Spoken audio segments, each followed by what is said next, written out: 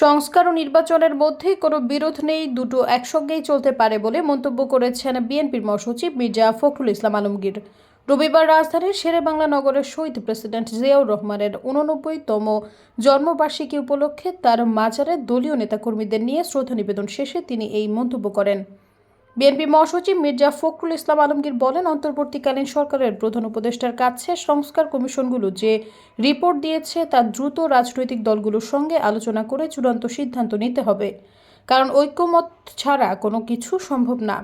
অনেকে বলেছেন জুলাই আগস্টে নির্বাচন অসম্ভব, এমন প্রশ্নে তিনি বলেন সংস্কার চলবে, নির্বাচনের পর যে সরকার আসবে তিনি এই সংস্কারগুলো এগিয়ে নিয়ে যাবেন। আমরা আমাদের দলের পক্ষে থেকে পরিষ্কার করে বলতে পারি প্রতিটি সংস্কার আমরা এগিয়ে নিয়ে যাব। তাছাড়া সংস্কার ও নির্বাচন একসাথে চলতে কোনো বাধা নেই। শহীদ রাষ্ট্রপতি জিয়াউর রহমানের স্মৃতিচারণ করে মির্জা ফখরুল বলেন, সিপাহী জনতার বিপ্লবের মাধ্যমে শহীদ প্রেসিডেন্ট জিয়াউর রহমান দায়িত্বে এসেছিলেন।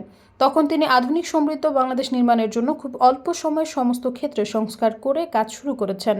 তিনি প্রথম সংস্কারের মাধ্যমে বাংলাদেশে এক দলীয় শাসন থেকে বহুদলীয় শাসনের ব্যবস্থা করেছেন। জিয়াউর রহমান রাষ্ট্র পরিচালনার দায়িত্ব নেয়ার পর বদ্ধ অর্থনীতিকে মুক্তবাজার অর্থনীতি করার পরিকল্পনা করেছেন। তার হাত ধরে কৃষি ও শিল্পে বিপ্লব ঘটেছে। জিয়াউর রহমানের হাত ধরে জাতীয়তাবাদী দলের সৃষ্টি হয়েছে উল্লেখ করে তিনি বলেন, এই মহান নেতার হাত ধরে বাংলাদেশ জাতীয়তাবাদী দল সৃষ্টি হয়েছে।